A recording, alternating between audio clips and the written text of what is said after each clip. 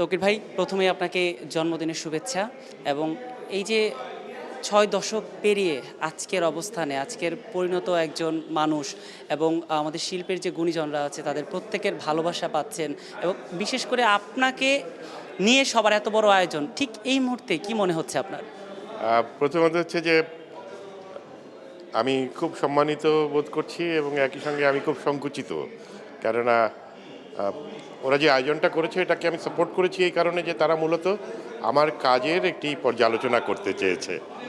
এটি শুধুমাত্র স্তুতিমূলক বা প্রশংসাসূচক কোনো অনুষ্ঠান নয়, এটি আমার সার্বিক কাজের একটি পর্যালোচনা, সেটি আমার ভালো লেগেছে।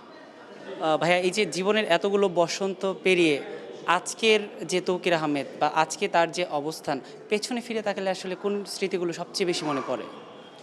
আমি আসলে সারা জীবন খুব ঊর্ধ্বশ্বাসে ছুটেছি। পেছনের স্মৃতি রোমন্থনের সুযোগ খুব যে পেয়েছি তা না। আজকেও অনেক কথা শুনে মনে হচ্ছিল যে তাই তো, এগুলি তো আমি ভুলেই গেছি। কারণ আমি খুব ওভারওয়ার্কড ছিলাম সবসময়, এখনও আছি।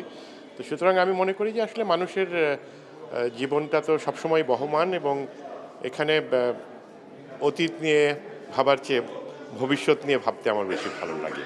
এবং আমি মনে করি মানুষ যতদিন কার্যক্ষম আছেন, শারীরিকভাবে সুস্থ আছেন যে কেউ, ততদিন যেন তিনি কাজ করতে পারেন, আমিও যেন তা পারি, সেটাই আশা করি।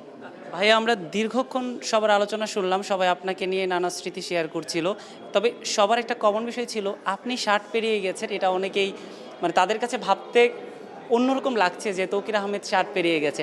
আপনি যখন ভাবেন বয়সটা ৬ দশক পেরিয়ে গেল, তখন আসলে আপনার কি মনে হয়?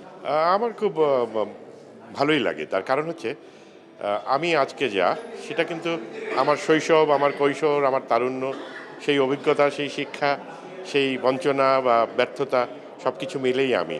সুতরাং আমার আগামী দিনগুলিও আরেকটি সংযোজনই হবে।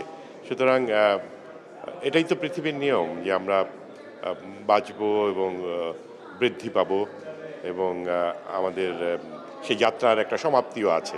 এই সত্যটা মেনে নিয়েই আমাদেরকে বেঁচে থাকতে হয়। কিন্তু মানুষ সাধারণত একটি মিথ্যে নিয়ে বাঁচে, মানে এই সত্যটা সে মনে করতে চায় না যে তার জীবন ক্ষণস্থায়ী।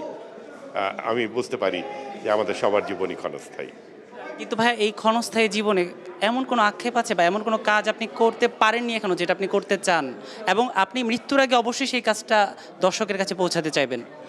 আমি তো কাজই করতে চাই, সুতরাং আরও অনেক ছবি বানানোর আছে, আরও অনেক মঞ্চনাটক লেখার আছে, এগুলোর পরিকল্পনা করে রেখেছি এবং আমার বিশ্বাস যে আমি আরও কিছু কাজ করব। দর্শকের উদ্দেশ্যে যদি কিছু বলতে চান? আম, দর্শক, আপনাদের জন্য শুভেচ্ছা। এবং আমি মনে করি যে শিল্পের যে কাজটি, সেটিতে দর্শক ভীষণভাবে সম্পৃক্ত। আমরা অর্ধেকটা করি, দর্শক বাকিটা করেন, এবং দর্শক ছাড়া কোনো কাজই পূর্ণতা পায় না। আপনারা দীর্ঘ সময় আমাদেরকে যে ভালোবাসা দিয়েছেন, আমার কাজের সঙ্গে থেকেছেন, সেটার জন্য আমি কৃতজ্ঞ।